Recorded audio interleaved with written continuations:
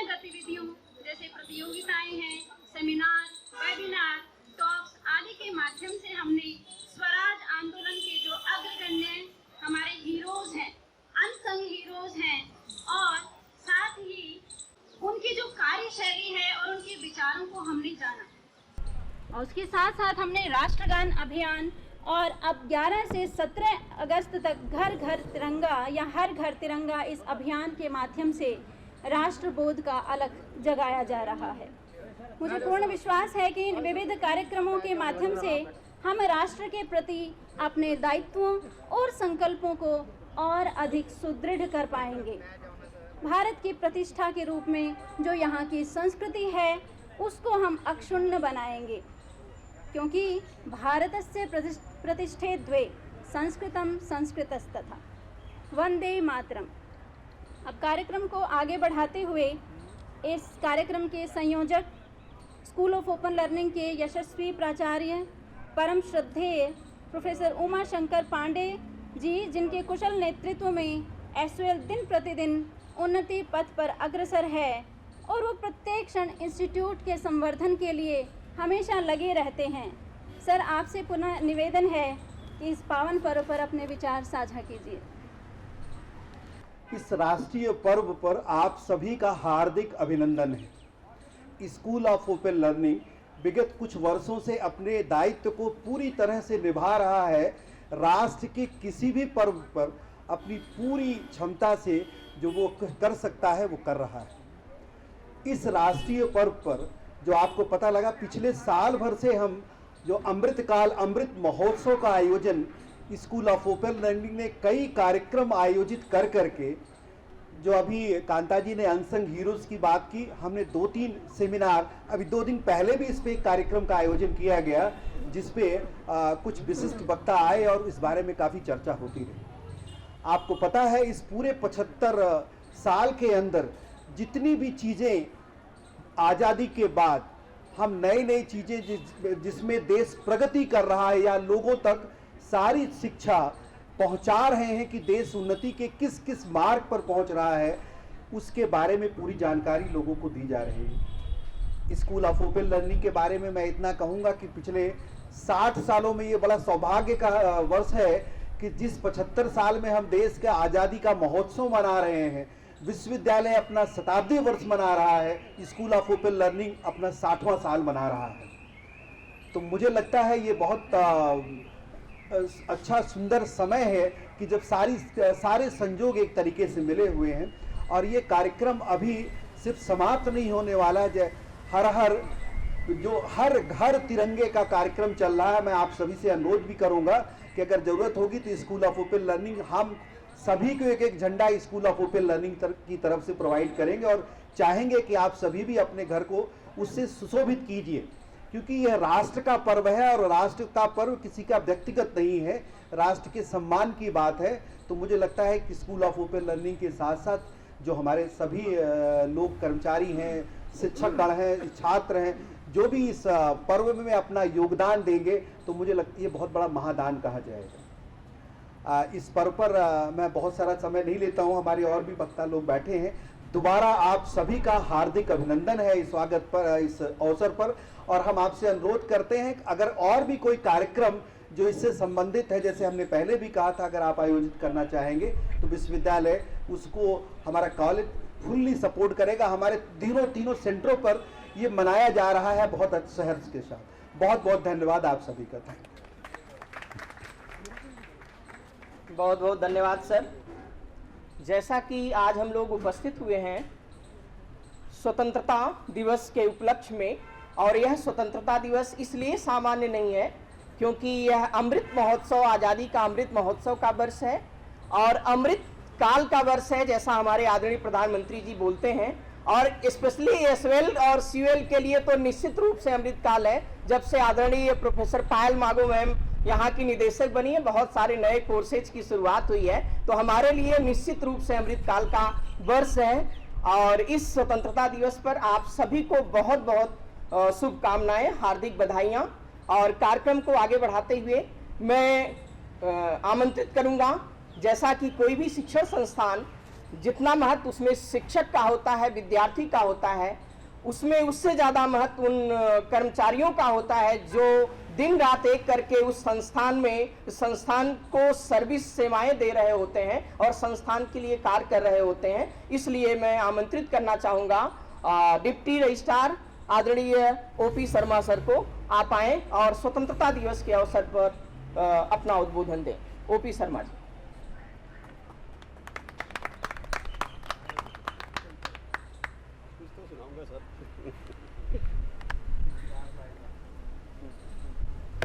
चार line sir, उसके साथ 2 लाइनें और प्लस करूँगा। Thank you sir.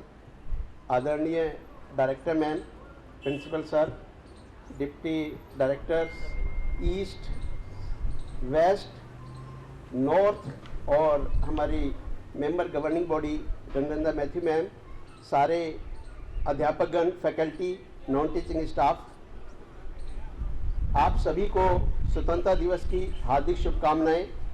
और ये बहुत अच्छा मौका है, जब ये पिछले 1-2 साल से आपने देखा होगा, जब से पांडे सर हमारे प्रिंसिपल साहब बने हैं, तब से ये वाले आयोजन स्कूल ऑफ ओपन लर्निंग में लगातार हो रहे हैं। आपने देखा होगा 26 जनवरी का भी इतना भव्य प्रोग्राम हुआ और स्वतंत्रता दिवस का भी इतना ही भव्य प्रोग्राम हुआ, और चारों हमारे सेंटर्स पे प्रोग्राम की लड़ी लग गई है। ये बात अभी जैसा मंगलदेव जी ने, डॉक्टर साहब ने बताया कि चेयरपर्सन मैम के आ जाने के बाद में इस स्कूल ऑफ ओपन लर्निंग में बेसिकली 4 चांद लग गए हैं, और ये बहुत तेज़ी के साथ जो है क्या नाम से जो है ऊंचाइयों को छूता जा रहा है। और दिल्ली विश्वविद्यालय में एक विशेष स्थान बनाने में, स्कूल ऑफ ओपन लर्निंग एक विशेष स्थान बनाने में जो है कामयाब हो पाया है। आपने देखा होगा इतने 15 सालों से 20 सालों से हम वही ट्रेडिशनल कोर्सेज कर रहे थे, मैम ने एक ही बार में ला करके इतने नए नए कोर्सेज और इतने प्रोफेशनल कोर्सेज, इसका अभी हम लोगों को थोड़ा सा अंदाज़ा नहीं है, लेकिन आने वाले 1-2 साल बाद हम देखेंगे कि ये कितना बहुत बड़ा जो है revolution school of open learning के अंदर ये आएगा, और जो इसका सब लाखों लोगों को इसका फ़ायदा मिलेगा, और इसके साथ साथ स्टाफ, टीचिंग, नॉन टीचिंग, सभी को इसका बहुत फ़ायदा मिलेगा। साथियों, बेसिकली अभी हम देख रहे थे कि कुछ झंडे से रिलेटेड कुछ चीज़ें चल रही थी, तो मैं अभी दिल्ली विश्वविद्यालय ने एक मिनिस्ट्री ऑफ एजुकेशन से एक मेल आया है परसों। उस मेल में बेसिकली जो फ्लैग कोड 2002 था, बेसिकली इसका एक कोड है। अभी हम बार बार बात करते हैं ना कि भाई झंडा है ये, क्योंकि हमारा राष्ट्रीय ध्वज है, इसका एक मान सम्मान, इसकी गरिमा होना बहुत ज़रूरी है। तो अभी दिल्ली विश्वविद्यालय और पूरा का पूरा देश ही हर घर तिरंगा की एक बेसिकली सीरीज को चला रहा है, और हम सब लोगों ने देखो तिरंगा के रूप में चीज़ें पहनी भी हुई हैं, और हम हर घर घर में लगा रहे हैं। सर ने जैसे अभी बताया कि हम कोशिश करेंगे कि सबके एक एक तिरंगा सबके घर के लिए भी प्रोवाइड करें, तो इसकी गरिमा रखना भी बहुत ज़रूरी है। और इसके बारे में मैं कल देख रहा था उस मेल को, तो मुझे लगा कि ये जानकारी आप लोगों को बहुत अच्छा मौका है, जब ये जानकारी आपको 4-5 जो इम्पोर्टेंट जानकारी है इस फ्लैग के बारे में, वो मैं आपको दूं। अभी जैसा हम बात कर रहे थे, मुझे लग रहा है बहुत सारे लोगों को, मुझे भी नहीं पता था कि आपने देखा होगा एक फ्लैग होस्टिंग होता है, एक फ्लैग अनफर्ल होता है, लेकिन हमारे बहुत से को पता ही नहीं है। मुझे भी नहीं पता था कि फ्लैग होस्टिंग कब होता है और फ्लैग अनफर्ल कब होता है। 15 अगस्त स्वतंत्रता दिवस के अवसर पर झंडे को नीचे से रस्सी द्वारा खींचकर ऊपर ले जाया जाता है, फिर खोलकर फहराया जाता है, जिसे अंग्रेजी में फ्लैग होस्टिंग कहते हैं। तो आज जो है ध्वजारोहण जिसे हम कहते हैं, बेसिकली आज जो हमारा प्रोग्राम है वो फ्लैग होस्टिंग का है। और 26 जनवरी गणतंत्र दिवस के अवसर पर झंडा ऊपर ही बंधा रहता है, जिसे खोलकर फहराया जाता है, जिसे अंग्रेजी में फ्लैग अनफर्लिंग, झंडा फहराना कहते हैं। तो बेसिकली हमें अभी हम थोड़े से धीरे धीरे, क्योंकि अब ये झंडे के ऊपर लगातार प्रोग्राम चलते रहेंगे ऐसा लगता है, तो हम इन चीज़ों का आगे ध्यान रखेंगे कि 15 अगस्त को अगर हम करेंगे तो फ्लैग होस्टिंग करेंगे, इसी तरीके की व्यवस्था करेंगे कि हम फ्लैग होस्ट कर सकें, और 26 जनवरी पे हम करेंगे तो फ्लैग जो है अनफर्ल की हम पोजीशन करेंगे। इसके बाद एक अभी कुछ जो फ्लैग कोड ऑफ इंडिया 2002 में कुछ अभी दिसंबर 2021 के अंदर कुछ अमेंडमेंट हुए हैं। बेसिकली फ्लैग कोड 2002 हमारा मेन है, और इसमें लगातार जो लास्ट जो है कोड ये है, इसके बाद में इसमें अमेंडमेंट हुए। जब भी आपने देखा होगा कि पहले फ्लैग कोई भी हर एक आदमी इसको यूज नहीं कर सकता था, अपने घर पे फहरा नहीं सकता था, बहुत सारे नियम थे। इन्होंने अमेंडमेंट किया है, तो दिसंबर 2021 को हुई है, इसलिए अब नेशनल फ्लैग पॉलिस्टर या मशीन से बने भी मान्य होंगे। पहले ये मान्य नहीं होते थे। अब नेशनल फ्लैग हाथ से बुने, मशीन से बुने, कॉटन, पॉलिस्टर, ऊनी, सिल्क, खादी वाले भी मान्य होंगे। तो अभी आप देख रहे हैं कि बहुत ज्यादा मात्रा में ये जो है इस रूप में भी मिल रहे हैं। नहीं तो पहले एक उसका एक स्टैंडर्ड होता था और कुछ लिमिटेड जगह पर लगता था। इसी के बाद में कोई भी पब्लिक, प्राइवेट ऑर्गेनाइजेशन, शिक्षा संस्थान सम्मान और आदर के साथ सभी दिन और समारोह में दिन और रात ये झंडा फहरा सकते हैं। जबकि पहले नियम ये था कि पहले झंडा फहराना है, उसके बाद उसको बांध करके और जो है उसको सम्मान के साथ उसको कर देना है। लेकिन ये अमेंडमेंट आ गया, इस अमेंडमेंट के बाद ये दिन और रात हम फहरा सकते हैं इसको। दूसरा, फ्लैग जो है रेक्टेंगुलर शेप में होना चाहिए तथा इसकी लंबाई और चौड़ाई 3:2 में होनी चाहिए। मीन्स अगर 3 मीटर जो है इसकी लंबाई है तो चौड़ाई 2 मीटर होनी चाहिए। ऐसा नहीं कि हम गोल गोल लगा लेते हैं। अभी हम देख रहे थे कि व्हाट्सएप के ऊपर लोगों ने गोल गोल झंडा लगाया हुआ है। एक ने मुझे मैसेज भेज दिया, मैंने भी लगाया था, उसने मुझे मैसेज भेज दिया कि सर बेसिकली झंडा ना रेक्टेंगुलर शेप में होता है, तो इसको आप प्लीज नहीं करते। तो मैंने इमीडिएटली इसको हटा करके रेक्टेंगुलर शेप में करता। झंडा किसी खंबे या एरियल मास्ट हेड पर नहीं फहराया जा सकता, इसके साथ अन्य कोई फ्लैग नहीं फहराया जा सकता। ये इंपॉर्टेंट है। इस फ्लैग के साइड में कोई अन्य फ्लैग इससे ऊंचा नहीं हो सकता। अगर ये होगा तो इसके साथ में कोई और भी फ्लैग है वो इससे नहीं हो सकता। हमारा राष्ट्रीय ध्वज सबसे ऊंचा होगा। नेशनल फ्लैग को डिस्पोज ऑफ कैसे करें? यदि नेशनल फ्लैग डैमेज हो जाता है तो इसे सारा का सारा डिग्निटी के साथ डिस्ट्रॉय करना चाहिए। तो ये कुछ ऐसे इंपॉर्टेंट थे कि जब हम इस फ्लैग का क्योंकि सम्मान करते हैं, हमारा राष्ट्रीय ध्वज है, तो इसको हमें इसका थोड़ा सा ध्यान रखना पड़ेगा। इसीलिए कहा था, सर ने कहा था कि 2 लाइनें सुनानी है, तो मैं 2 लाइन भी बस 1 मिनट सुनाई देता हूं। हम उपवन के फूल मनोहर, सबके मन को भाते। आप अपने ऊपर सोचिएगा बस, है ना। सबके जीवन में आशा की किरणें नई जगाते, हिलमिल हिलमिल महकाते हैं, मिलकर क्यारी क्यारी, सदा दूसरों को सुख दे, यह चाहत रही हमारी। कांटों से घिरने पर भी सीखा हमने मुस्काना, सारे भेद मिटाकर सीखा, सब पर स्नेह लुटाना। तुम भी जीवन जियो फूल सा, सबको गले लगाओ, प्रेम गंध से इस दुनिया का हर कोना महकाओ। धन्यवाद। धन्यवाद। आपने इस तिरंगे झंडे का किस रूप में कब फहराया जाता है, क्या नाम दिया जाता है, बहुत सारे लोगों को ये जानकारी नहीं होगी। तो बहुत अच्छी जानकारी आपने हम लोगों के बीच साझा की, बहुत बहुत धन्यवाद। कार्यक्रम को आगे बढ़ाते हुए कर्मचारी यूनियन के कन्वीनर शिव कुमार जी से आग्रह है कि आएं और अपनी बात। आदरणीय मैडम, हमारी डायरेक्टर, प्रिंसिपल साहब, सभी डीडी, हमारे डीआर, एआर, सभी एसओज और साथियों, हर साल हम 15 अगस्त इसी धूमधाम से मनाते हैं। वो लोग तो कर गए, वो तो जो उन्होंने करना था वो तो कर गए, आपको आजाद हवा में जीना सिखा गए। लेकिन आप क्या कर रहे हो उस आजादी का? क्या दिया हमने उस आजादी में? पेड़ काट दिए, पोल्यूशन बढ़ा दिया, करप्शन बढ़ा दिया, भ्रष्टाचार। साथियों, इस दिन के लिए आजादी नहीं मिली थी हमें। ये आजादी मिली थी हमें, इस देश को राम राज्य लाने के लिए आजादी मिली थी। लेकिन हमने इसको क्या बना दिया, ये हम सबको अपने अंदर मंथन करने की जरूरत है। साथियों, अपने अंदर मंथन करने की जरूरत है। इस तरह का देश नहीं सोचा था उन्होंने।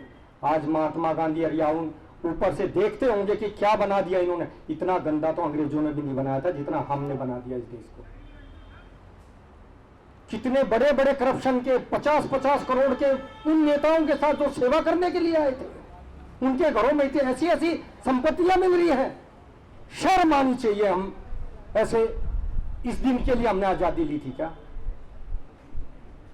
आज भी हमारा फौजी, उसके पास फोन आता कि तेरे बेटे की तबीयत बहुत ज्यादा खराब है, वो अपनी गन को फेंकता नहीं है साथियों। वहीं पर उसी तरह से उस मुस्तैदी से खड़ा रहता है और उसी तरह से ड्यूटी देता है कि आपको ही देखेगा, और हम अभी आ जाए तो 1 मिनट में घर भाग जाएंगे। तो साथियों, जज्बा यदि आपके अंदर नहीं होगा तो कितनी भी अच्छा आज़ादी है इसके कोई मायने नहीं है। यदि इसको हमने स्वर्ग नहीं बनाया, राम राज्य नहीं लाए हम इसको, तो मैं तो ये कहता हूँ ये झूठी आज़ादी है। पेड़ काटने की कितना पोल्यूशन बढ़ा रहे हैं हम लोग। बाप घर पे पड़ा, माँ घर पे बैठी है, हम डॉक्टर इंजीनियर बन गए, उनको साथ नहीं रखते। वाह आज़ादी, वाह एजुकेशन। रिश्ते नाते छोड़ दिए, त्योहार बनाने छोड़ दिए, परंपराएं छोड़ दी। क्या ये आज़ादी चाहिए थी हमें? मंथन करो साथियों और अपने बच्चों को संभाल लो। बता रहा हूं, ना गुलामी से बुरा हाल होना आपके बच्चों का, क्योंकि मोबाइल ने इनको ऐसा जकड़ दिया है, उनके रिश्ते नाते सब कुछ खत्म होते जा रहे हैं। तो मैं तो यही कहूंगा कि हमें उस आज़ादी का अपने अंदर मंथन करना है। हर एक आदमी ये सोच ले मेरे को ठीक होना है, तो इससे बड़ी आज़ादी कोई हो नहीं सकती। 2 लाइनें उन शहीदों के लिए। तू शहीद हुआ, तू शहीद हुआ, ना जाने तेरी माँ कैसे सोई होगी। तू शहीद हुआ, ना जाने तेरी माँ कैसे सोई होगी। ये तय है तुझे लगने वाली गोली भी रोई होगी, तेरे लगने वाली गोली भी रोई होगी। भारत माता की, भारत माता की, वंदे भारत माता की, भारत माता की। बुलवाता रहूंगा सुबह तक जब तक तेज आवाज नहीं आएगी। धन्यवाद साथियों। बहुत बहुत धन्यवाद शिव जी, आपने तो जोश भर दिया, लेकिन बहुत ही संवेदनशील विषयों को आपने छेड़ा है कि स्वतंत्रता जो हमें मिली हुई है और कितने संघर्षों के बाद मिली, स्वतंत्रता के साथ जहां अधिकार जुड़ा हुआ है, वहीं हमारी ड्यूटीज, कर्तव्य भी जुड़े हुए हैं। और अगर हम सभी अपने कर्तव्यों का पालन करेंगे तो निश्चित रूप से जिस राम राज्य की कल्पना की बात आप कर रहे हैं, सरकार उस ओर आगे भी बढ़ रही है और राष्ट्रीय शिक्षा नीति निश्चित रूप से उस दिशा में उठाया गया एक कदम है। तो आपकी जो संवेदना है, निश्चित रूप से भारत सरकार उस पर ध्यान दे रही है। और आप सभी से भी आग्रह है कि शिव जी ने जो आग्रह किया आपसे कि भ्रष्टाचार हो गया, पॉल्यूशन हो गया, इन सब पे ऐसा नहीं कि कोई राष्ट्र और देश या सरकार काम करेगी, हम सबको काम करना है। ज्यादा नहीं तो अपने संस्थान में ही हम काम कर सकते हैं। तो बहुत बहुत धन्यवाद शिव, आपने जो है बहुत ही अच्छे शब्दों में जो है लोगों का एक स्वतंत्रता दिवस पे लोगों का जो है उत्साहवर्धन किया। धन्यवाद। कार्यक्रम को आगे बढ़ाते हुए जैसा कि निर्देश ये हुआ था कि मैं जो भी मंच पे उपस्थित हैं आप सभी को आमंत्रित करूं, लेकिन समय अभाव और धूप को देखते हुए अब मैं जिसको बुलाना चाहूँगा उससे पहले एक छोटा सा परिचय ये है कि जैसे जब मैं एसवेल ज्वाइन किया उससे पहले सुनता था कि एसवेल में बहुत स्लो जैसे पैसेंजर ट्रेन चलती है, लेकिन मेरे ज्वाइन करने के बाद प्रिंसिपल सर और वो एक्सप्रेस हुई और आज वो स्पाइस जेट विमान की तरह दौड़ रही है और उसको दौड़ाने का जो श्रेय है वो हमारी अध्यक्षा डायरेक्टर प्रोफेसर पायल मागो मैम को है। तो मैं आमंत्रित करूंगा मैम आए और अपने पुरजोर और उत्साहवर्धन वक्तव्य से हम लोगों का मार्गदर्शन करें। आदरणीय प्रोफेसर पायल मागो मैम।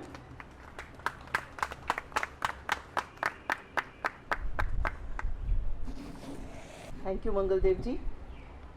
मंच पर उपस्थित एसवेल के principal professor Umashankar Pandey ji, KB. Gupta ji, Suman ji, Sudhir ji, हमारी गवर्निंग बॉडी की मेंबर रजनी नंदा मैम, कर्मचारी यूनियन में कर्मचारियों में सबसे जो उनको लीडरशिप प्रदान करते हैं ओपी शर्मा जी, यहाँ पर उपस्थित एसओएल के सभी टीचर्स, कर्मचारी, अन्य स्टूडेंट्स, आप सभी को बहुत बहुत बधाई इस अमृत काल की स्वतंत्रता दिवस की।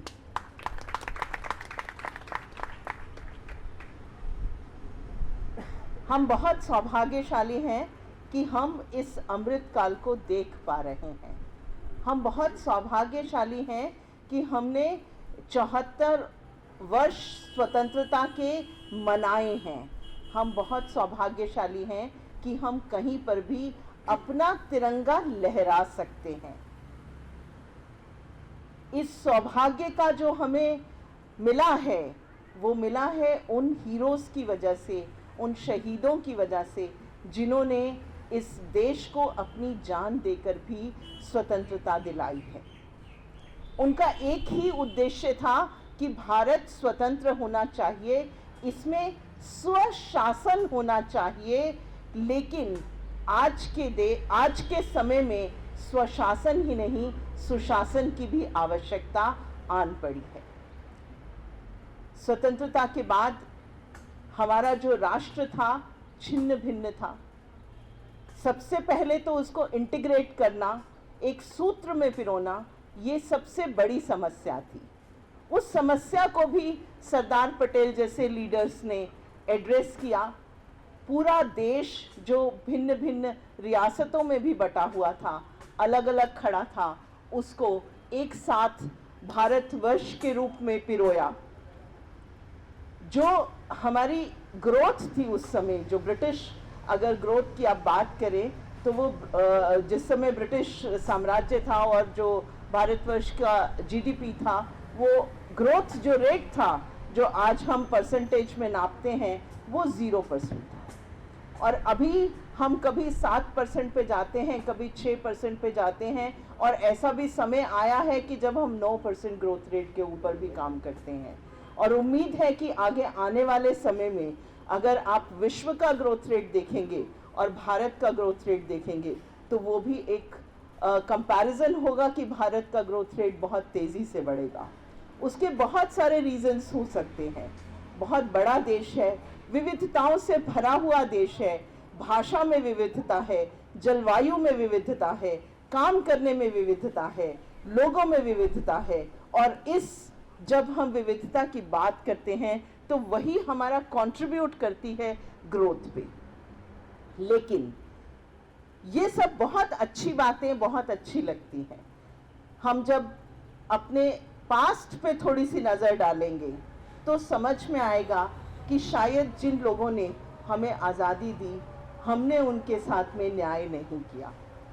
मैं कुछ नाम लेती हूँ कि शायद हमें ध्यान में आए। हिस्ट्री के लोग भी यहाँ बैठे हैं। जिस तरह की हिस्ट्री हमें पढ़ाई गई वो एक ब्रैकेट में बंद थी, और उसको अच्छी तरह से एनालाइज करके उन लोगों के साथ न्याय नहीं हुआ जिन्होंने हमें स्वतंत्रता दिलाने में हमारी मदद करी, या स्वतंत्रता के लिए अपना जीवन, अपना घर, अपना बार सब कुछ कुर्बान कर दिया। एक ही उद्देश्य था कि भारतवर्ष के आगे आने वाली पीढ़ियों को स्वतंत्र हवा में सांस लेने का सौभाग्य प्राप्त हो सके। मैं नाम लेती हूँ सुभाष चंद्र बोस का, मैं नाम लेती हूँ वीर सावरकर का, मैं नाम लेती हूँ उन हीरोज़ का जिनका कहीं जिक्र ही नहीं है। मैं नाम लेती हूँ उधम सिंह का। कितने लोग हैं जो इनके बारे में पूरी जीवनियाँ जानते हैं। एक छोटा सा बच्चा 13 साल का, 12 साल का, जिसको पता चला कि जलियांवाला बाग का कांड हुआ है, लेकिन उसने अपनी जिद नहीं छोड़ी और बड़ा होके इंग्लैंड पहुंचा, और जिसने जलियांवाला बाग का कांड किया था उसको गोली मारी। लेकिन हमारे इतिहास में उनकी कितनी हमने अपने बच्चों को ठीक से शिक्षा दी कि किस प्रकार से किन लोगों ने हमें आज़ादी दिलाने में मदद की है। मैं बात करती हूँ भगत सिंह की, मैं बात करती हूँ सुखदेव की, मैं बात करती हूँ राजगुरु की, जिन्होंने बहुत छोटे छोटे 23 साल, 22 साल, 16 साल। अभी एक सूचना आई कि आईपी कॉलेज की एक छात्रा जो यहाँ से गई और उसने लाहौर जेल के ऊपर तिरंगा फहराया। केवल 18 साल की छात्रा थी। आईपी कॉलेज से निकल के, दिल्ली से निकल के लाहौर तक गई और वहाँ पर तिरंगा फहराया उसने। उसका नाम भी उन्होंने पूरा, और उसकी फ़ोटोग्राफ्स भी पूरा आर्काइव्स बना के रखा है। तो ज़रूरी नहीं है कि केवल कुछ ही लोगों की वजह से जो एक स्वतंत्रता आई, लेकिन बहुत सारे अनसंग हीरोज़ थे जिनकी वजह से हमें स्वतंत्रता मिली। लेकिन अब प्रश्न ये उठता है कि इन 75 सालों में हमने क्या किया। एक बात तो ये है कि हमने उनको भुला दिया जिन्होंने हमें स्वतंत्रता दी, जिन्होंने हमें अब जान लगाई और यहाँ तक हमें पहुँचाया। आज हम स्वतंत्र हवा में भी सांस ले सकते हैं। हमारे पास हर प्रकार की स्वतंत्रता है, हमारे पास बोलने की स्वतंत्रता है, हम हर चीज़ पे बोल सकते हैं, जिस चीज़ पे भी चाहें उस चीज़ पे बोल सकते हैं, क्योंकि हमें फ्रीडम ऑफ एक्सप्रेशन है, वो हमारा राइट है। फ्रीडम ऑफ एक्सप्रेशन के साथ हमारे पास बहुत सारे अन्य राइट्स भी हैं जिनके लिए हम लड़ते रहते हैं, लेकिन मैंने बहुत कम लोगों को कर्तव्य की बात करते सुना है। मैं पूरे देश में जो हमारे राइट्स और कर्तव्य चल रहे हैं, मैं उनकी बात नहीं करूँगी। मैं एक ऐसे संस्थान की डायरेक्टर हूँ जो 60 साल पहले यहाँ एस्टैब्लिश हुआ। पहला ऐसा संस्थान था जिसने दूरस्थ शिक्षा में, डिस्टेंस एजुकेशन में सभी स्टूडेंट्स को जो कि किसी भी वजह से रेगुलर कॉलेजेस में नहीं पढ़ सकते थे, उनके लिए शिक्षा देने का आरंभ किया। और मुझे ऐसा लगता है कि शायद ये जो दूरस्थ शिक्षा है, हम उस वर्ग को देते हैं जो किन्हीं कारणों से आकर रेगुलर शिक्षा नहीं ले पाता।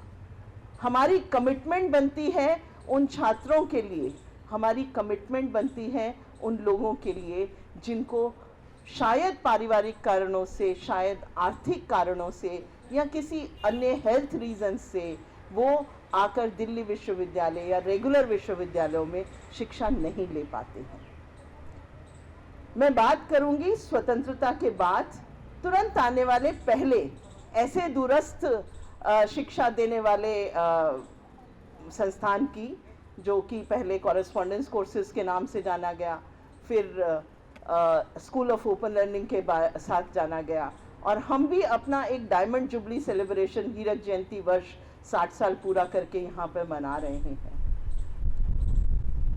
हम अपने कर्तव्यों की बात कम करते हैं, अधिकारों की बात ज़्यादा करते हैं।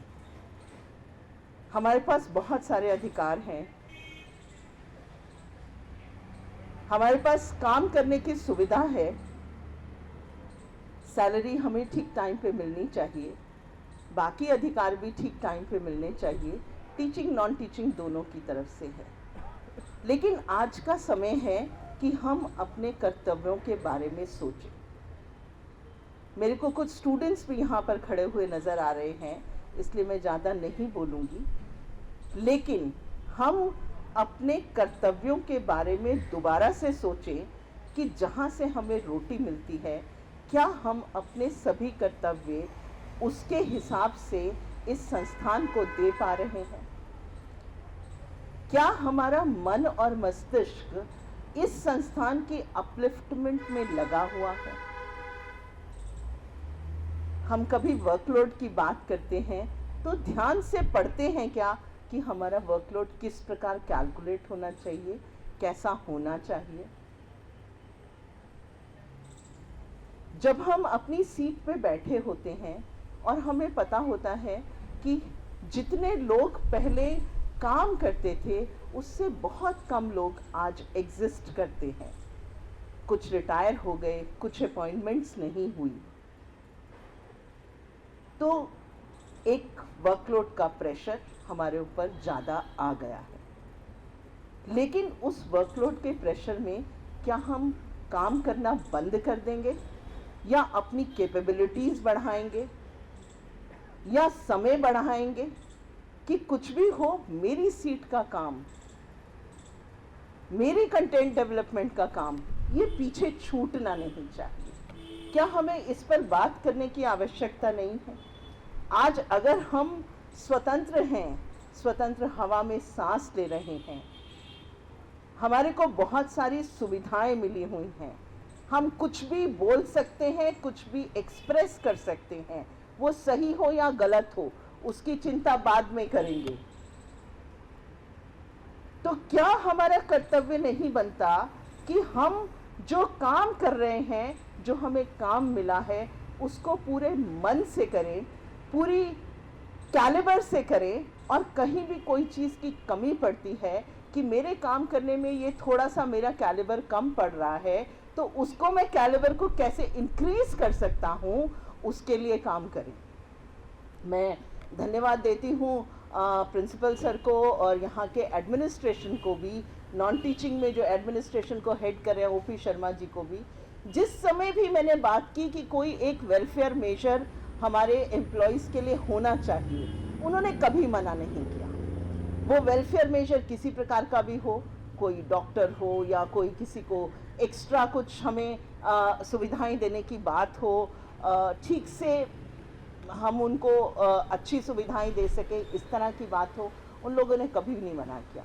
आज भी हमारे बीच में 2 डॉक्टर्स बहुत वेल क्वालिफाइड हमारे साथ हैं कि हमें कोई भी परेशानी होती है तो हम उनके पास में तुरंत जा सकते हैं, क्योंकि पिछले कुछ समय में देखा गया कि कुछ लोग बीमार भी हुए।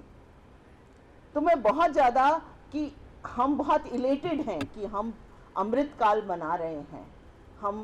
हमें स्वतंत्र हुए 75 साल हो गए, हम बहुत इलेटेड हैं, लेकिन उसके साथ में जो हमारे कर्तव्य बनते हैं, यहाँ अभी बात की किसी ने कि हमारे आगे आने वाली जेनरेशन्स की, हमारे बच्चों की, हमारे माता पिता की, अगर हमने ठीक समय से काम किया अपना ख़त्म, उसका संस्कार हमारे बच्चों तक अवश्य जाएगा।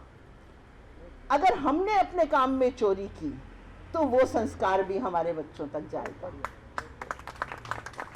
अगर हम अपने काम को सही ढंग से करते हैं तो हमारे बच्चों को भी पता है कि मेरे माता पिता अपना काम इतनी अच्छे तरीके से करते हैं कि मुझे भी अपना जीवन वैसे ही बनाना है, और जब आप ओल्ड एज में आएंगे, आपके माता पिता आपके बच्चे आपको अपने से अलग नहीं करेंगे। कहीं ना कहीं हमारे संस्कारों में ढील इसलिए आ जाती है कि हम बहुत सेल्फिश होकर सोचते हैं कि मेरा बच्चा डॉक्टर बने, मेरा बच्चा इंजीनियर बने, मेरा बच्चा बहुत अच्छी एजुकेशन प्राप्त करे, लेकिन मैं क्या कर रहा हूँ अपने काम के साथ में, उसकी चिंता हम कभी नहीं करते हैं। जिस दिन हमने अपने काम की चिंता करी, उस दिन हमें अपने बच्चों की चिंता करने की आवश्यकता ही नहीं है। ऑटोमेटिकली आपकी वाइब्रेशंस, आपकी ईमानदारी, आपकी कर्मठता, आपके काम करने का तरीका, आपकी डेडिकेशन आपके बच्चों तक पहुंचेगी, और वो आप ही की संस्कारों को आगे बढ़ाएंगे और एक अच्छे समाज का निर्माण करेंगे। एक छोटी सी बात जो मैं और आप लोगों के सामने कहना चाहती हूँ, अगर हम पूरे देश के परिप्रेक्ष्य में देखेंगे तो इस देश के परिप्रेक्ष्य में स्वतंत्रता के साथ साथ हमें विभाजन भी मिला, और पूरा एक सप्ताह 14 तारीख तक विभाजन की विभीषिका के नाम पे मनाया जा रहा है। और विभाजन में जितनी परेशानियां आई, जिस तरह से एक बहुत बड़ी मास मूवमेंट हुई, शायद पूरे वर्ल्ड में आज तक जिस तरह की मूवमेंट लाहौर से लेकर यहाँ तक, उस समय का तो भारतवर्ष ही था, लेकिन अभी का पाकिस्तान, उस पाकिस्तान से लेके हिंदुओं की मूवमेंट यहाँ पर हुई, और यहाँ से जो मूवमेंट पाकिस्तान तक हुई, वो पूरे वर्ल्ड में उसका कोई उदाहरण नहीं मिलता। बहुत लोग हताहत हुए, बहुत लोगों ने अपने परिवार खोए, बहुत लोग अपने परिवार के सदस्यों को वहीं छोड़कर उनको निकलना पड़ा। तो ये भी जो समस्या हमारे सामने आई है, उसको बहुत कम लोग आज जीवित होंगे जिन्होंने विभाजन को अपनी आंखों से देखा होगा। ऐसे कम ही लोग हमारे साथ जीवित होंगे, लेकिन उनके परिवार की फर्स्ट जनरेशन जिन्होंने अपने माता पिता का, अपने दादा दादी, नाना नानी का वो विभाजन का दर्द महसूस किया है, वो यहाँ पर अभी भी उपस्थित होंगे, और उनके पास में बहुत सारी ऐसी कहानियाँ होंगी। लेकिन सब कुछ मिलने के बावजूद एक देश उधर चला गया, कट गया हमसे, नया देश बन गया। उसको जिस तरह से हमारी राजसत्ता सपोर्ट कर सकती थी, उस तरह से भी सपोर्ट किया। एक देश यहाँ बन गया, और कहीं ना कहीं हम अपने मूल्यों को भूल गए। हम एक्सप्रेशन ऑफ जो हमारा एक्सप्रेशन है, जो हमारा राइट टू एक्सप्रेशन है, उसको एक्सप्रेस करने के चक्कर में हम दूसरे की इज्जत करना भूल गए, हम दूसरे के धर्म की इज्जत करना भूल गए, हम सांप्रदायिक सद्भावना भूल गए।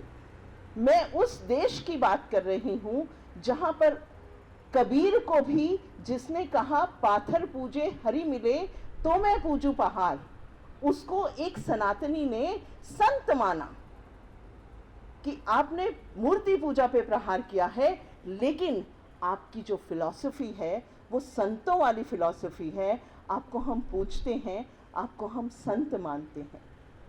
तुलसीदास के समकक्ष रहीम, उनको भी संत माना।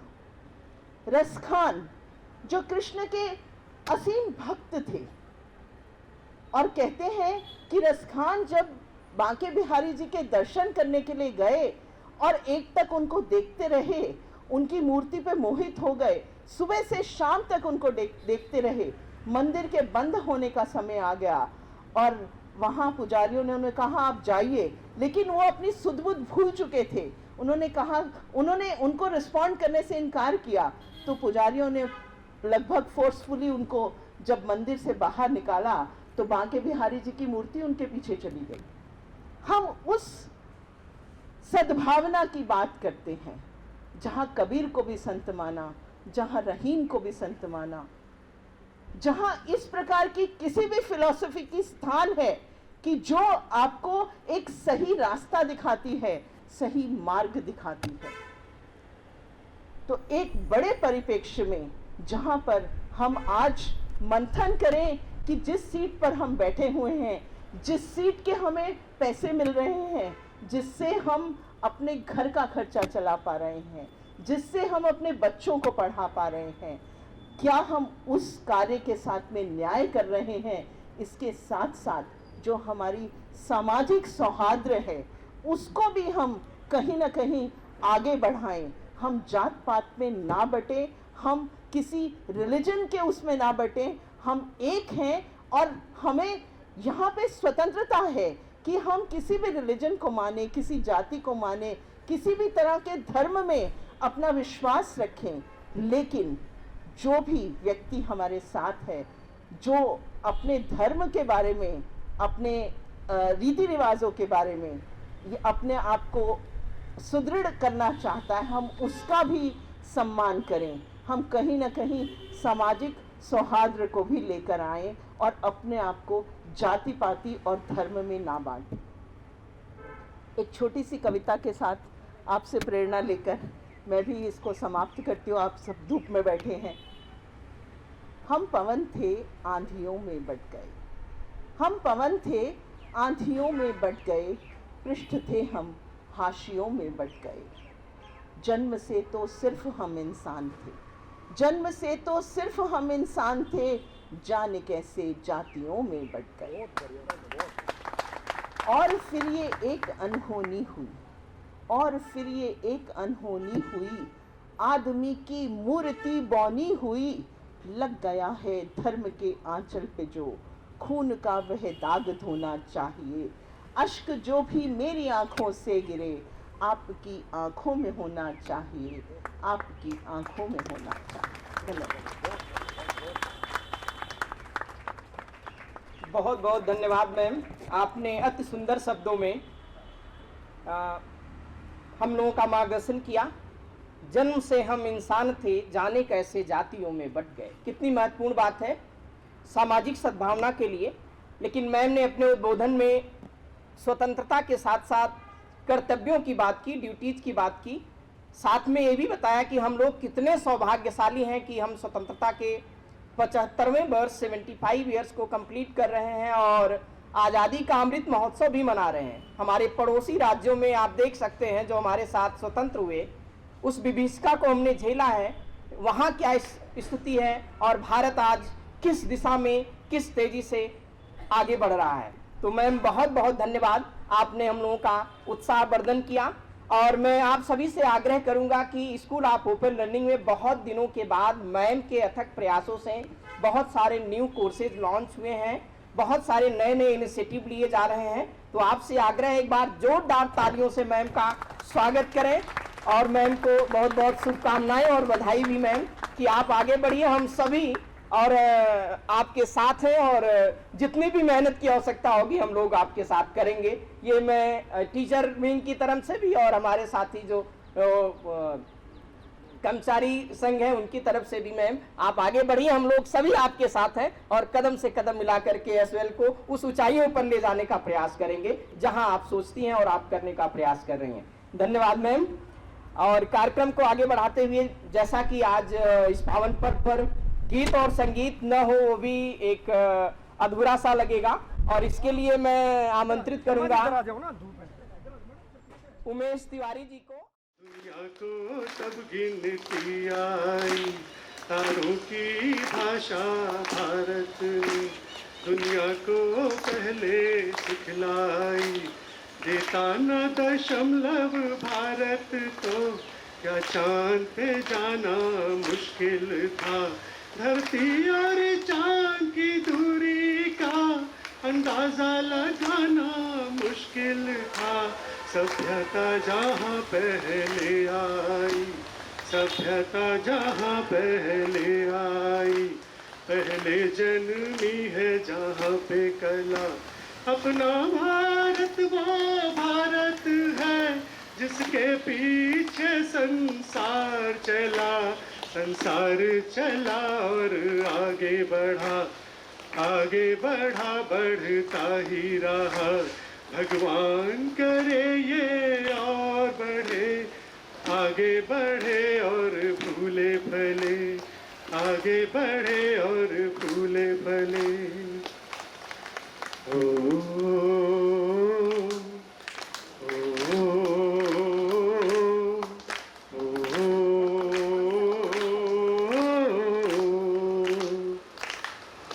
हैप्पी जहांगीरी सदा, हैप्पी जहांगीरी सदा, मैं गीत वहाँ के गाता हूँ। भारत का रहने वाला हूँ, भारत की बात सुनाता हूँ।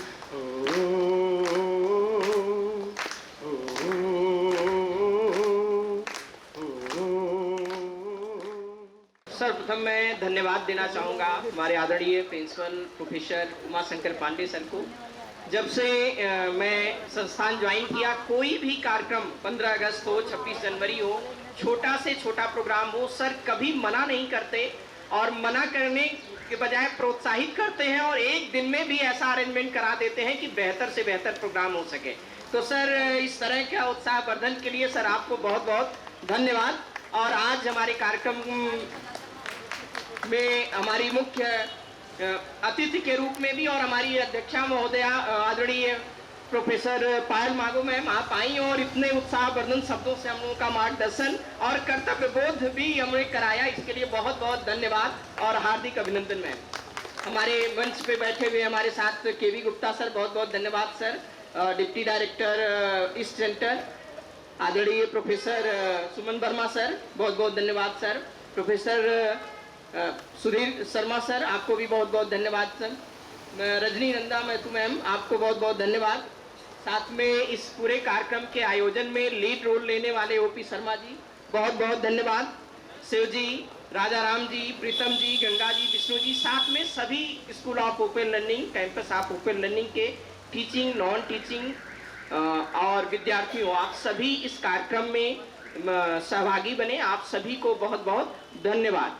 कार्यक्रम के समापन के उपरांत मैं आमंत्रित करूंगा प्लांटेशन के लिए आदरणीय प्रोफेसर पायल मांगो मैम।